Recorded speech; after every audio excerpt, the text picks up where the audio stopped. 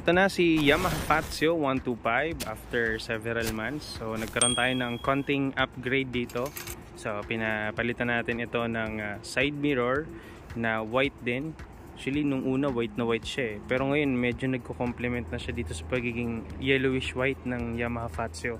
So dati off-white, so ngayon medyo nagiging yellowish white na rin siya. Also ang pinagawa natin dito sa Fazio Manila, so nagpa front tuning tayo dito. Ang laki ng difference ng front tuning dun sa stock na suspension niya dahil sobrang laking tulong nito kapag dating sa mga lubak. Hindi na siya ganun katagtag, unlike dun sa stock talaga naman bukod sa magbabibrate yung dalawang kamay at braso habang nagda-drive, possible pa hindi maging ganun kaganda yung handling. So yun nga, na-design ang Fazio actually for Japan use. So yun naman, ang kalsada sa Japan mas okay, di hamak dito sa atin sa Pilipinas. So ang pinakamagandang gawin is tuning for the bracket ng ating camera and the cellphone holder.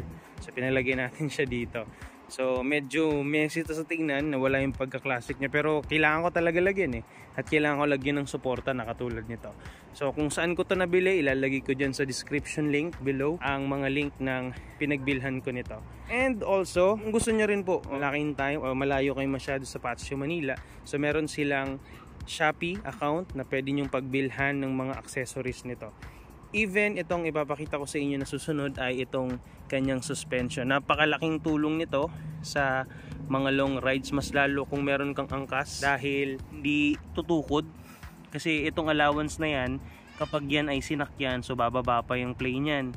Mas lalo kung nalubak ka, so possible kapag nalubak ma-reach niya na yung bakal to bakal, mararamdaman kang parang tutukod.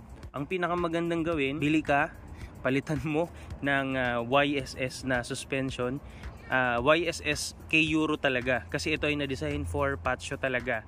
So stock talaga to, plug and play. Ito ay in-adjust ko ng siguro mga 6 na ikot para tumigas siya. So kasi usually ang ginagamit ko laging may angkas, so kailangan mas matigas siya. Kasi kapag ginamit ko yung mas malambot, lagi na siyang tumutukod. Although maganda yung play, pero pang isahan lang siya, pang walang angkas.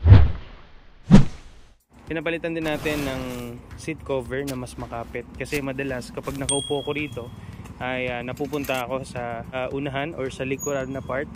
Usually sa unahan papunta sa unahan wala talagang kapit, kaya mas lalo kapag nakaslacks ka, mas magandang palitan nyo ang ganitong katulad na seat cover. So meron yan, pwede kayong magpapalit sa Boss Batos IPH. Yan, also ang ating H&J na tough, na actually plastic lang ito na top box.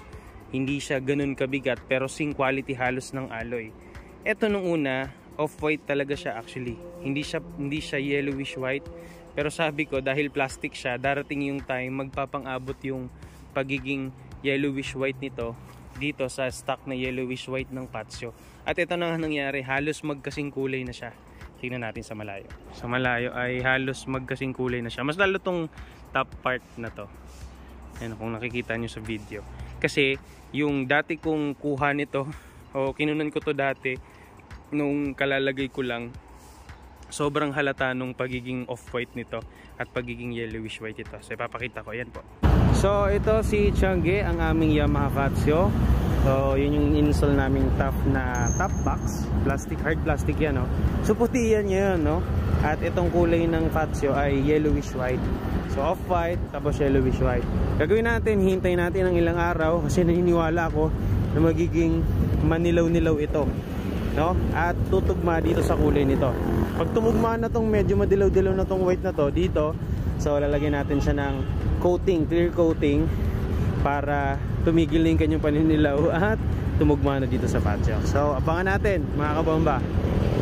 Ito rin, una bumili ako ng bracket na, so maganda rin naman, pero ang problema ko medyo malayo doon yung lagayan nitong box. So hindi makakasandal ng maayos yung aangkas dito. Unlike kasi sa ganitong klase na top box, so ilalagay ko lang yung description link kung saan ko ito nabili. At least dyan, malapit na siya. At compact yung pagkakagawa niya. Yung kanyang quality ng bakal. No? So itong ating Fazio nga pala ay pinalagyan din natin ng ilaw doon sa Fazio Manila. So ito po yan. Ito po yung pinaka kinonsider ko. Siyempre kasi medyo mahina yung kanyang stock. Yung idle switch niya pinapatay na po natin. Kapag po inopen nyo ito, mag-open na yung yan, yung auxiliary light niya dito.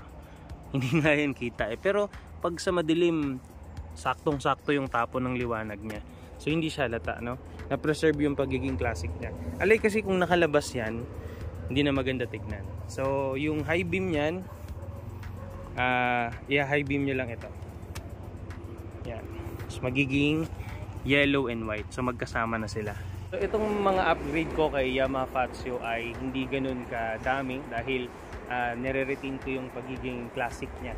So yung pinaka-necessary na upgrade lang yung in-upgrade ko dito kay Yamaha Fazio.